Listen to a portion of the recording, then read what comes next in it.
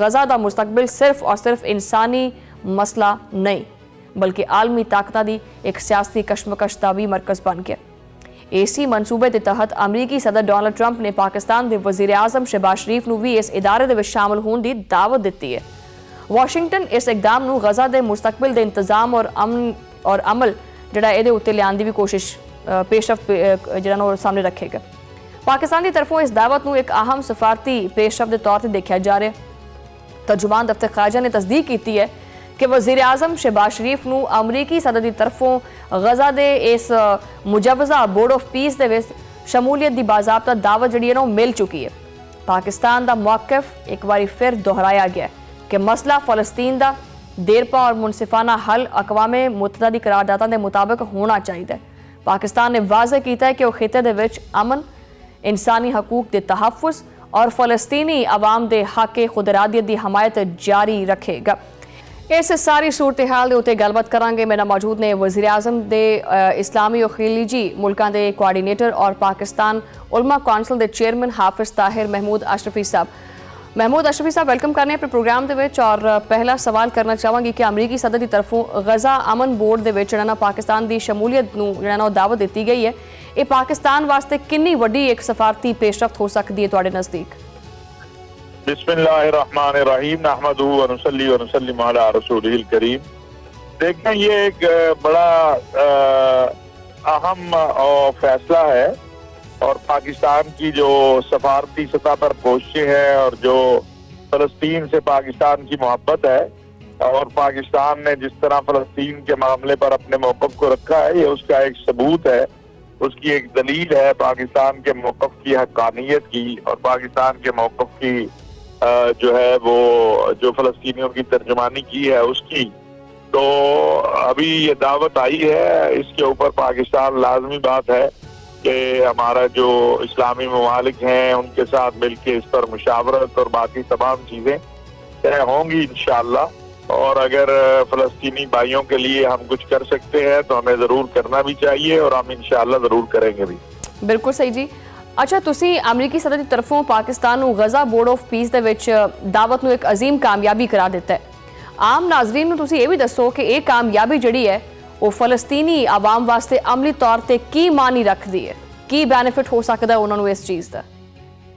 میں نے اس لیے اس کو یہ کامیابی قرار دیا ہے کہ پاکستان اگر ہم مئی سے پہلے جائیں تو سفارتی سطح پہ جو صورتحال تھی یا گزشتہ چند سالوں میں، تو پاکستان کو یہ اس انداز میں پہلے 8 ملکوں کے اندر، اسلامی ملکوں کے اندر پاکستان شامل ہوا، شرم الشیخ معاہدے میں پاکستان شامل ہوا، اور اب یہ تو میں اس کو بڑی کامیابی سمجھتا ہوں کہ اگر پاکستان اپنے بردر اسلامی ممالک کے ساتھ غزہ میں ہوگا تو ان کی فلسطینی بھائیوں کی خدمت کر سکے گا۔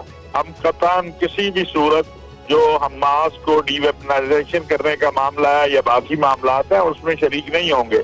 ہمارا کام اہل فلسطین، اہل غزہ کی مدد کرنا ہے، ان کی معاونت کرنا ہے، ری بلڈ کرنا ہے غزہ کو، ری ہیبلیٹیشن کا جو کام ہے انشاءاللہ اس میں پاکستان اپنا کردار ادا کرے گا۔